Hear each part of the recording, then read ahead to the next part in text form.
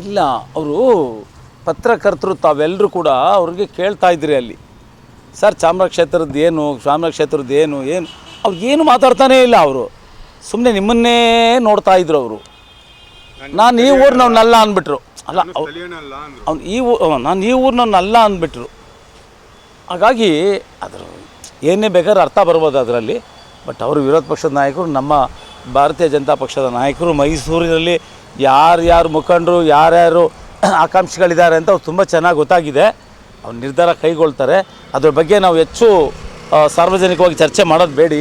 ಆಕಾಂಕ್ಷಿಗಳ ಬಗ್ಗೆ ಆಗಲಿ, ಈ ಒಂದು ಚುನಾವಣೆ ಬಗ್ಗೆ ಸದ್ಯಕ್ಕೇನೂ ಇಲ್ಲ. ನಾವು ಪಕ್ಷ ಕಟ್ಟಬೇಕು ಸ್ಟ್ರಾಂಗಾಗಿ. ಈ ಕೆಟ್ಟ ಸರ್ಕಾರ ಹೋಗಬೇಕಾದ್ರೆ ನಾವೆಲ್ಲ ಏನೇನು ಸಿದ್ಧತೆ ಮಾಡ್ಕೊಳ್ಬೇಕು, ಜನರ ಮನಸ್ಸನ್ನು, ಮತದಾರ ಮನಸ್ಸನ್ನು ನಾವು ಯಾವ ರೀತಿ ಗೆಲ್ಲಬೇಕು, ಅದ್ರ ಬಗ್ಗೆ ನಾವೆಲ್ಲ ಯೋಚನೆ ಮಾಡ್ತೀವಿ ಹೊರತು ಇದ್ರ ಬಗ್ಗೆ ಚರ್ಚೆ ಮಾಡಿ ಮಾತಾಡಿ ಕಾಲಹರಣ ಮಾಡಲಿಕ್ಕೆ ನಾನಂತೂ ಸಿದ್ಧ ಇಲ್ಲ. ಹಾಗಾಗಿ ಎಲ್ಲ ನಮ್ಮ ಮುಖಂಡರುಗಳು ಪಕ್ಷ ಕಟ್ಟೋ ರೀತಿಯಲ್ಲಿ ಮುಂದೆ, ಏಕೆಂದರೆ ಓವರ್ ಕಾನ್ಫಿಡೆನ್ಸ್ ನಮ್ಗೆ ಯಾರಿಗೂ ಬೇಡ. ಖಂಡಿತ ಇದೆ. ನಮ್ಮ ಭಾರತೀಯ ಜನತಾ ಪಕ್ಷದಲ್ಲಿ ನಿಮ್ಮ ಕಳೆದ ಬಾರಿ ನೋಡಿ, ಅಲ್ಲಿ ರಾಜ್ಯಸಭಾ ಮೆಂಬರ್ಗಳನ್ನ ಮಾಡಿದ್ರು ಇಬ್ಬರನ್ನ. ಯಾರು ಗೊತ್ತಿತ್ತು ರಾಜ್ಯದಲ್ಲಿ ಅವರು ಇಬ್ಬರನ್ನ ಮಾಡ್ತಾರೆ ಅಂತ?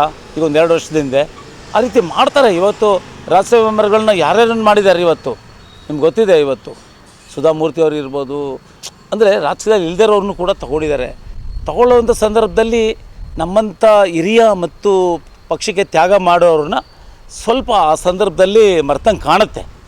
ಬಟ್ ಇನ್ನು ಮುಂದಿನ ದಿವಸಗಳಲ್ಲಿ ಅದು ಆಗಲ್ಲ. ಏಕೆಂದರೆ ಇಳೆಯರಾಜವ್ರು ಕೊಟ್ಟಿದ್ದಾರೆ, ಅವರೆಲ್ಲ ಒಂದು ಔಟ್ಸ್ಟ್ಯಾಂಡಿಂಗ್ ಫಿಗರ್ಸ್ ಅಂತ ಕೊಟ್ಟಿದ್ದಾರೆ. ಬಟ್ ಕೊಡೋವಂಥ ಸಂದರ್ಭದಲ್ಲಿ ಪಕ್ಷಕ್ಕೆ ದುಡಿದವ್ರಿಗೆ ಸ್ವಲ್ಪ ಎಲ್ಲೋ ಒಂದು ರೀತಿಯಲ್ಲಿ ಅನ್ಯಾಯ ಆಗಿದೆ.